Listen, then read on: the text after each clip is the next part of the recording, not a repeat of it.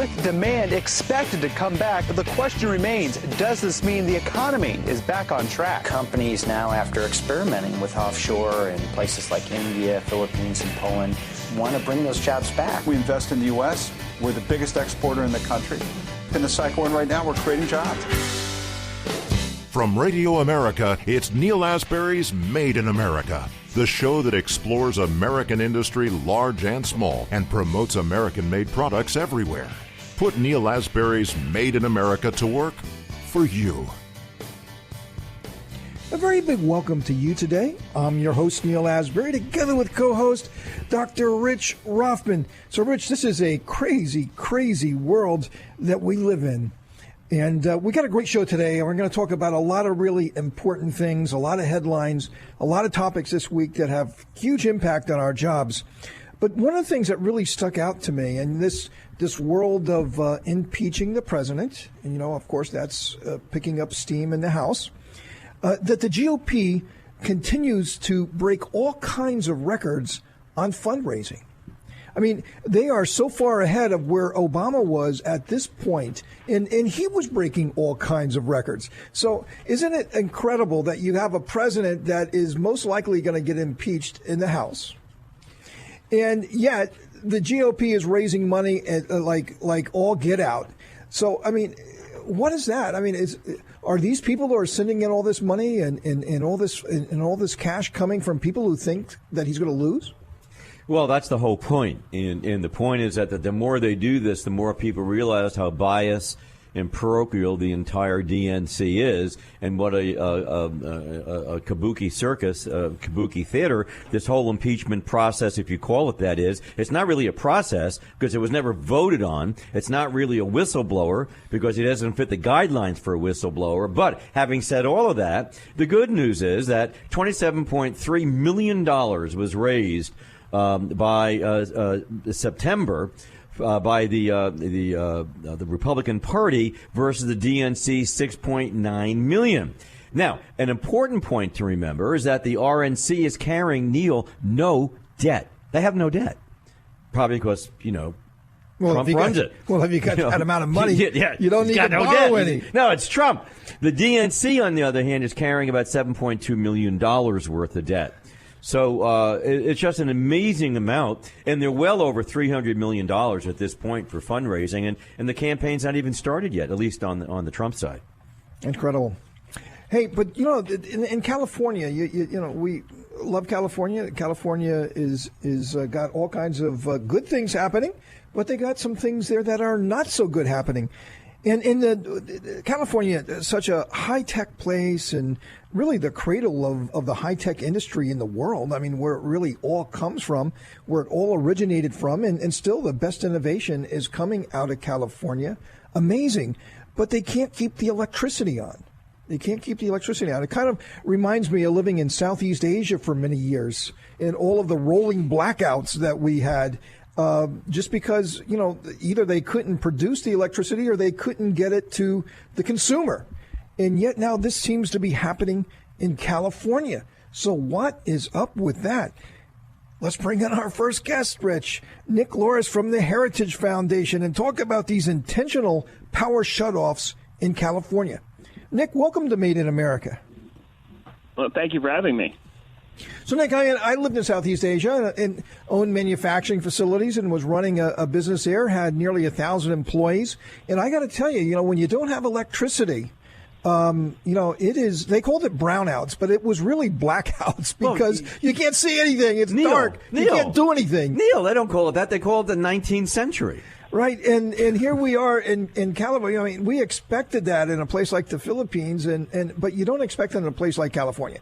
And it really wreaks havoc on people trying to create jobs and job creation and manufacturing and everything that you do, unless you're really super wealthy and you can have your own power generation, which so few people are able to do. So what's up with California?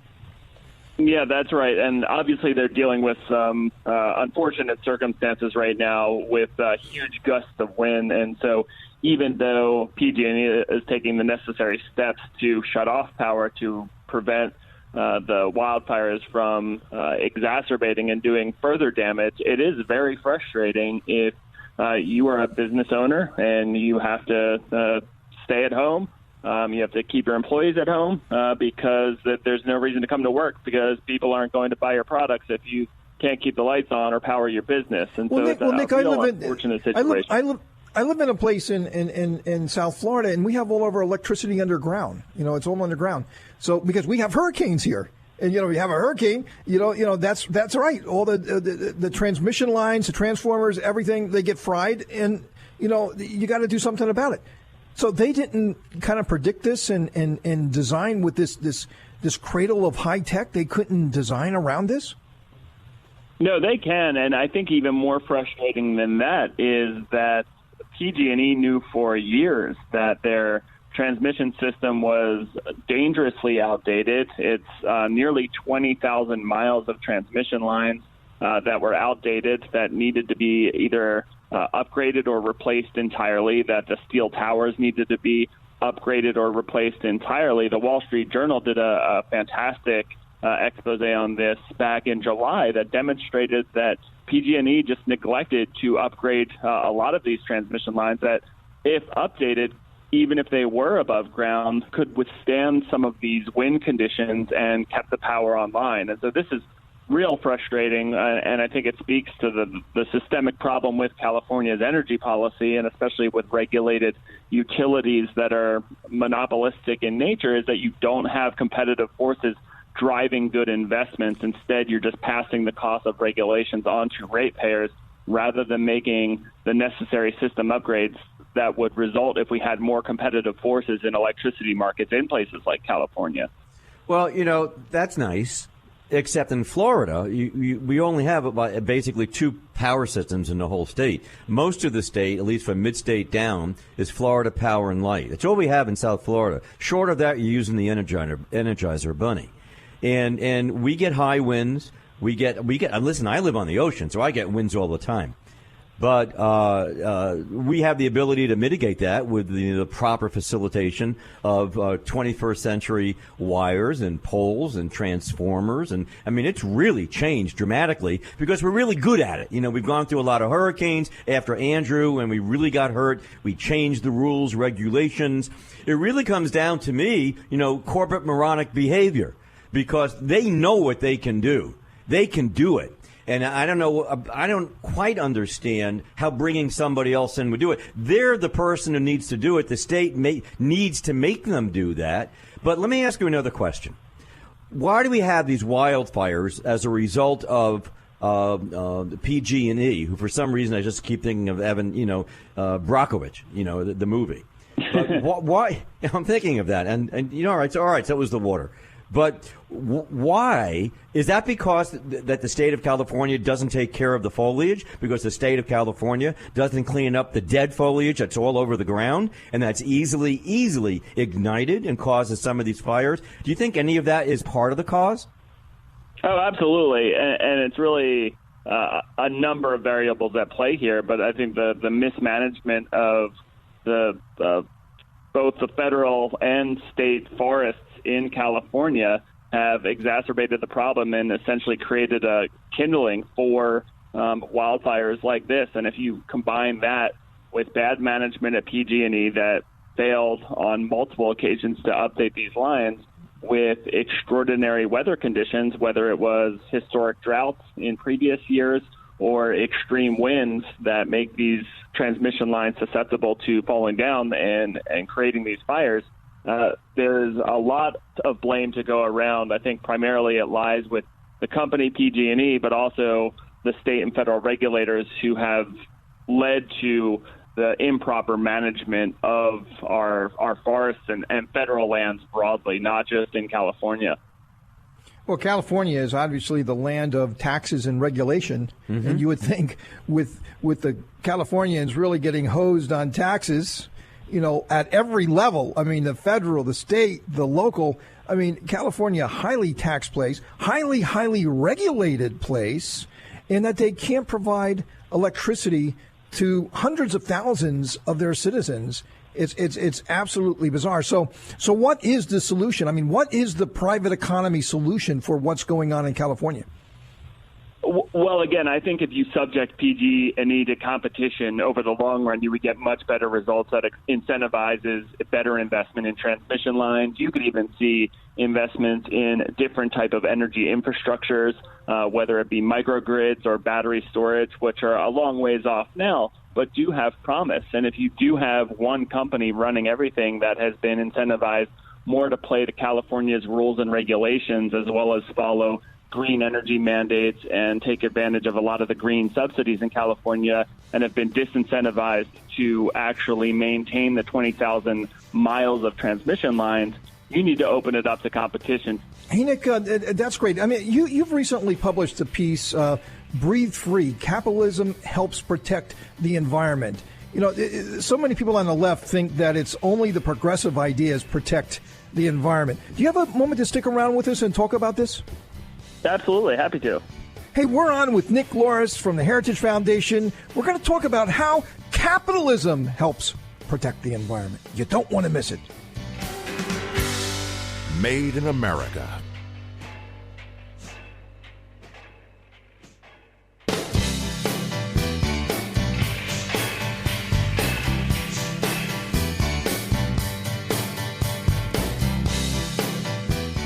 Welcome to Made in America. I'm your host, Neal Asbury, together with co-host Dr. Rich Rothman, and we are together with Nick Loris from the Heritage Foundation. So, Nick, thanks for staying around with us. You've published a piece recently. Loved it. Breathe Free. Capitalism Helps Protect the Environment. And today I'd like to substitute capitalism with economic freedom. Economic freedom. I think that's just more socially correct, you know, and, the progressives, I mean, they're just, everybody now, it seems to be cool to call themselves socialists. And, obviously the antithesis of what they're fighting against is capitalism, or also known as economic freedom. Who could be against economic freedom? But you wrote a piece and you say capitalism helps protect the environment. Now, I get really, really upset with my progressive friends because they seem to think that they are the only one who wants to have clean water and fresh air and an environment for our children and for our children's children, and that if it wasn't for them, we would just live in this awful polluted place. And obviously, I love our national parks. I'm an outdoorsman. I love to go out. I spend my life outside. I cannot be trapped inside. And I take a very, very big, it's absolutely insane to say that I just want to destroy everything because I happen to believe in economic freedom. So tell me, how does economic freedom help to protect the environment? Yeah, well, the staple inputs of economic freedom are what lead to conservation and treating the property as an asset, not a liability. And, private property rights, which are a staple of economic freedom, really have led to a lot of good environmental outcomes, both in the United States and around the world. There's the old economist adage that nobody washes a rental car, right? Because you don't take care of what you don't own. And if you look at a lot of the problems environmentally across the United States, but around the world, whether it be something like ocean plastics or the Amazon wildfires, it's really the absence of private property rights and a strong rule of law that have led to the environmental degradation around the world. Meanwhile, if you have places that have a strong rule of law, strong private property rights, and allow for human flourishing and prosperity, these are the countries that have the necessary means and resources to take care of their environment, to reduce the harmful pollutants that have adverse impacts on human health and the environment. And that's why, in the United States and around the world, the places with the highest scores on the Heritage Foundation's Index of Economic Freedom level also have the highest scores on environmental indices, whether it's the Yale Environmental Performance Index or some of the other ones. There's a very strong correlation between economic freedom and environmental performance. Well, it's interesting. This is a really good subject to talk about because you would think that we never got anywhere in this country with, cleaning up the ecology and the environment and all this other stuff. But I do remember, when I was in college, do you remember the ads when we were kids that had now you have to say Native American in the 60s and 70s, it was the Indian who was looking out over the wasteland and it was, destroyed by pollution and he was crying. He had tears coming. It's a great ad. It worked incredibly well. It really made the point. And I would think that at least our generation, my generation, actually learned that. And America has worked extremely hard to clean our water, clean the air. We have made great strides to do that. I can't say the same thing for other countries around the world, but we have done that. But it seems to me, and I agree with our guest, that the successful corporation, the success of our economy, the profit motive, the ability to have a good bottom line allows us, with good taxation, fair taxation to the government and private giving, grants, we have done a good job and we can clean up, the environment. What I find amazing, Nick, is that why is profit good to a conservative and yet, anathema to the Democrats? Why do I hear, these great corporate profits, they don't care. And the conservatives say, what are you talking about? What are you talking about? Maybe this fits into that as well. Yeah, I really think it does fit into that narrative. Companies are incentivized to do more with less because they see whether it's plastics or energy as input costs. And so they are motivated to save money to reduce the amount of plastics they're using when making water bottles or to reduce the amount of energy they're using because that's going to help their bottom line. I love Walmart's slogan, which is save money and live better. And I think that's ultimately how we should feel about economic progress and environmental well-being. When we save money and we have the necessary framework built upon economic freedom, we are making investments that take economic and environmental progress both in the right direction. And I don't understand why these things are often labeled as mutually exclusive goals or that they have to be some sort of trade-off when they're not. We can move in the right direction in both, and we've proven that. If we have the right regulatory framework and the right tax policy that incentivizes new investments in machineries and capital equipment that is more energy efficient and cleaner. Nick, and then also, our customers too, right? I mean, every company knows that you got to take care of your customers, and this is very important to all of us. So therefore, we all want to participate in a very, very positive way in ensuring that we have the best possible environment in this country. And I believe we made incredible progress, and it has been because of economic freedom. So, Nick, hey, thanks for being on the show. Nick Lars from the Heritage Foundation. We really, really appreciate you, Nick. Anytime. Thanks again for having me. Coming up is Gary Goldfarb, who's the Chief Strategy Officer of Interport. And we're going to talk about China tariffs, amongst other things as well. You don't want to miss it. Made in America.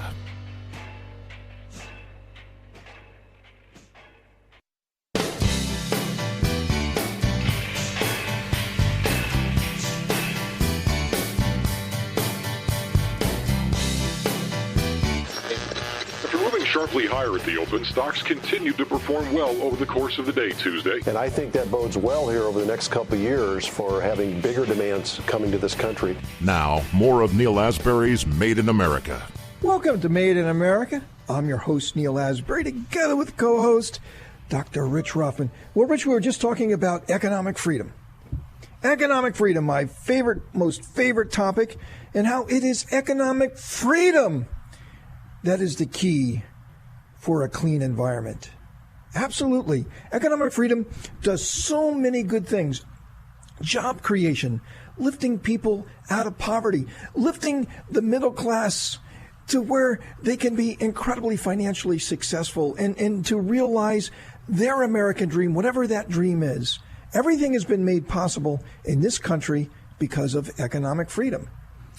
Well, Neal, and also it gives the individual a chance to take care of themselves, which is a sense of pride and ego, which facilitates a lot of other things. So once you have that, sort of a Maslow thing, you can move forward. You can go on and do great things. But you got to have that. Not only themselves, but their family. That's right. Their communities, their states, and their country. And it's because of this tax base that creates the revenue that we can invest in our highways, in our schools, and to keep our military strong too, which is very, very important. Where's the money going to come from? Where's the money going to come from if it doesn't come from the expanded pie, this expanded marketplace that is only possible because of economic freedom. So when we have things that impinge upon our economic freedom, that is not a good thing. It is not a good thing at all because it constricts. It redirects wealth to many times the most unproductive part of our society, not the most productive part. The people who really know what to do, if they have $1 to invest, they really know how to put that to work. So when I see tariffs, that is a restriction of trade. It is against the principles of economic freedom. And now we're seeing that, and we're seeing it like all over the world. And yes, we talk a lot about China, but there's tariffs and there's tariffs and there's more tariffs. Not only tariffs that we are now imposing upon products coming into our country, but the tariffs that are imposed upon American products. I mean, both of them are wrong. Neither are right. And we're very pleased to bring on someone on the show now, Rich, a very good friend of yours, who's going to talk about tariffs and enlighten us on why they are being used and why they are not good for any of us. We're very pleased to have Gary Goldfarb, who's the Chief Strategy Officer at Interport. Gary, welcome to Made in America. Thank you very much, and very exciting to participate. But I don't know that I'm going to tell you that the tariffs are wrong. But let's get into it. Well, let's get that out there because that out there. Tell us why. I mean, we have a big tent here at Made in America. Okay, so over the last 15 or so years, we've lost a substantial amount of manufacturing jobs to China. We've lost tremendous headway to Europe. There are no American cars in Europe of any kind except for Jeep Cherokee. And Mexico's lost manufacturing jobs to China. And Central America, which was where we get our garments manufactured, have lost a tremendous amount of garment manufacturers to China, Vietnam, so on and so forth. And we just keep on being the customer. Every year, we borrow $110 billion from China, and then we pay them. We owe them the money, and we pay them interest. In come Donald Trump or his administration, and they say no more. They say we're going to be the Amazon of trade, and we're going to disrupt trade. Totally disrupt it, break it up, make it uncomfortable, ruin long-standing supply chains. But either you're going to make goods in America or the Americas, or you're going to have tariffs on your goods. That negotiation went on. China apparently was going to be on the good side of Trump, and then they didn't, and they did, and they didn't. The end of the story is we've already taken in $105 billion worth of tariffs, which we don't have to borrow from China this year. And the goods arriving in the United States at, yes, 25% or 10% or 15%, depending what it is, aren't arriving any more expensive because China has reduced their prices to be able to continue to sell to us. It's not a bad thing because we are talking about developing manufacturing facilities here in the U.S., making things right here in Medley, Florida, that weren't made before because they were all made in China. Mexico is having a complete resurgence of manufacturing all over again, and Mexico is our neighbor. It's somebody of our real responsibility. Northern Triangle of Central America, same thing. Guatemala, Honduras, El Salvador. All of a sudden, they're building foreign trade zones. They're building facilities. They're bringing manufacturing. Colombia is starting to manufacture again. Richard Rothman, who's a lot older than all of us, that was a joke, by the way. Yeah, he will pay for that. Used to wear Nick shirts. Yeah, I know I will pay for that. But he used to wear Nick shirts, which are made in Colombia. Now, all shirts are either made in India or China or somewhere else. So Colombia is starting to manufacture goods again. Enter Boris Johnson into the mix, and he likes to disrupt things as well. So Boris Johnson is disrupting the UK with Europe. And once the UK and Europe finally separate, which seems like one of those really long goodbyes, then the UK will have a free trade agreement with us. We'll be able to sell them vehicles. We'll be able to sell them things that we can't sell them right now. And Europe will have tariffs. Europe already, as of the 18th of October, has 25% tariffs on some of the more important consumer goods and 10% tariffs on aviation and automotive and other products, which they didn't have before. The only sad part of all of this is that Scotch whiskey, single malt Scotch whiskey, now has 25% additional tariffs, and that's what I drink. So now it's really personal.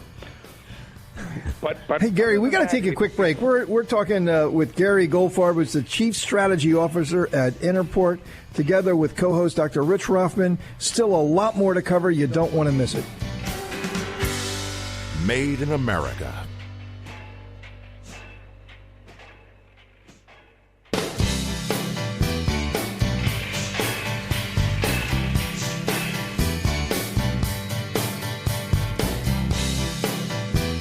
Welcome to Made in America. I'm your host, Neal Asbury, together with co-host Dr. Rich Rothman. And we're together with Gary Goldfarb, who's the Chief Strategy Officer at Interport. So, Rich, I got to get you in here. Sure. I got to get you in here. I'm fundamentally against the tariffs. Gary is fundamentally for the tariffs. What say you? See, I'm not totally against the tariffs because I'm looking farther down the road. I'm looking both ways. I'm standing in the middle of the road, so it's MOR. I'm looking one way, and I'm saying the past, and I think we really screwed up the past. I think we allowed manufacturing to leave this country, and I'm looking to the right, and I'm saying we have a chance to do something. And it was sort of like status quo just went along, whether it's a Republican or a Democrat, it went along. You know, we sold out this country. I think we sold out this country. And I see the tariffs as a vehicle to get us somewhere. And I do believe in America first. And I think what Gary's saying is that a lot of manufacturing, think for a second what Gary said, and we can get back to it, Gary. You're talking about, Central America. You're talking about Honduras, Nicaragua, Salvador. You're talking about people who are coming here. Why? For a better opportunity. Allegedly, for a better opportunity. At least George Soros says that. But a better opportunity. Mexico, better opportunity. What if the manufacturing was back in Central America and other parts of Latin America? What's wrong with that? That creates jobs, and people don't have to walk, 1,500, 2,000, 2,500 miles to come to the United States to create this chaos that's happening for us, but also for them, and also for the countries that are facilitating the transportation of these people. So if you look at the bigger picture, and I think Gary's very good at looking at big pictures, he's had enormous success in the trade world for decades, that I think I see I'm on the side. I take my chair, go to Gary's side of the table and debate, and that's where I belong right now. Gary, say you? Yeah, I'm not, tariffs, just for the purpose of being punitive are not something that's a long-term play, but we needed to disrupt the event because at some point in time, and this whole thing comes to pass because China goes out and announces their plan 2025. 2025, China is going to have Belt and Road all built out. You're going to be able to buy goods in China, ship them on China's ships, arrive in Chinese ports somewhere around in the world, travel on Chinese roadways with Chinese railway, and you Americans just need to buy our goods. That's all you really need to do. At some point in time, we won't have the money to buy their goods because we won't make anything and we won't do anything. But Gary, let me. I'm an American. Satisfy the Trump administration. Gary, I'm an American manufacturer, and many of these things that we're talking about aren't coming back to the United States. They're just not. I mean, we don't have the workforce, the labor force. We just don't have it. I mean, even to produce a lot of the more value-added stuff, we are so short of labor and people who understand the technology. The whole tooling industry has left this country. It will take generations for that to come back. So what you're subscribing, in my opinion, is a managed trade situation, is that we should manage trade. And we should decide who the winners and the losers are. So we let, and the president says, well, bring your production to Vietnam, or why don't you go to Vietnam, or maybe to Bangladesh, or why not go to Turkey, or why not go to Guatemala, or, as you said, Colombia. But when we do that, aren't we managing trade? And whenever you have regulation, and whenever you get bureaucrats and technocrats involved of controlling and running our economy, that's socialism. It's managed trade is not a bad thing if the partners that we manage trade with work with us. So I'm working with the federal government on a program called the Northern Triangle Working Group. And the Northern Triangle Working Group, and it's been announced, it's not a secret. It's Honduras, Guatemala, El Salvador have had tremendous cannibalized industries. And the U.S. government's been giving them money with no purpose for years and years and years and years, with no benefits whatsoever and no outcome. So now we have a trade war with China, and we are now working with the three countries and helping them develop jobs so that we don't have to give them money anymore, because they are our neighbors and they buy our goods and we buy their goods. China doesn't buy anything but agriculture from us. And I got to tell you, commodities don't really create jobs. I sat this morning in a forum in which they were talking, well, Latin America is down because their prices of commodities are down. Well, Latin America's wasted a whole decade not developing manufacturing. But isn't Latin America down also because of corruption? I mean, is it all just because of China? No, it's not because of China. It's because there's a culture of corruption. They're not dealing with the security issues in their countries. I mean, it's not all because of China. It's because they got to get their act together. And just because you pump money in there, Correct. doesn't mean that they're going to get their act together? No, but if you fix it, they do, right? So we are starting to get involved in Colombia and in Brazil. So then you're talking about nation building. Rule of law. You're talking about nation building now. So it's our job to build nations. No. Wait a minute. I don't even know if I agree with that. That's not. Hang on, Gary. I don't agree with what you're just saying. I gotta stop you on that. Okay. I don't see that as nation building. First of all, are we nation building when we're giving out $300 million to somebody in Honduras? That's a mistake. But working through an amalgamation of nations and private sector, as Gary's playing with a little bit, you're creating the ability to create jobs within that country. That's not necessarily nation building, but that's giving somebody a leg up. I mean, isn't that part of what we're trying to do? I mean, I thought that's the Christian thing, I'm a Jew, but, I thought that's the Christian thing. We're supposed to help other countries, help other people. Better we do that. Better you teach someone how to fish than give them the fish. Let them how to do that. So, Gary, you want to? I think you should talk about it. I don't agree with you, Neil. Okay, good. I'm going to call you on that one, buddy. I'm glad. That's great, and that's why we're here. We're here to have a healthy debate. So, Gary, very quickly, you got 15 seconds to wrap this up.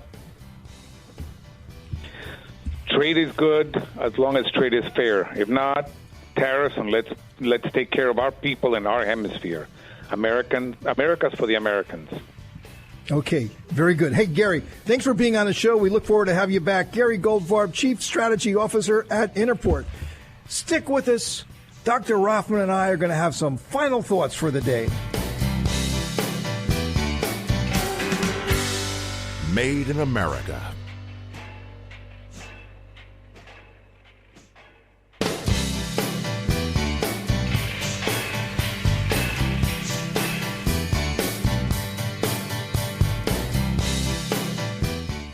Welcome to Made in America. I'm your host, Neal Asbury, together with co-host Dr. Rich Rothman. So, Rich, trade. What is managed trade? When is managed trade good? Yes, the world's not a fair place. However, economic freedom, to me, is always the default. It really is. You just got to give people the freedom, and then the markets will decide. Hey, look, we talk about China, and, everybody's beating up on China, and for a lot of good reasons. I get it. But I just remember the 80s, and I was living in Japan during the time, and Japan was taking over the world, and everybody was reading Japanese management books. And the Japanese were 10 feet tall. Look at the movie Die Hard. It was the Japanese in L.A. on that everything. Huge building that they were buying all the Van Goghs, and they bought Rockefeller Center, and they bought Pebble Beach, and they just owned everything. And we all had to be Japanese. Remember, there's a song.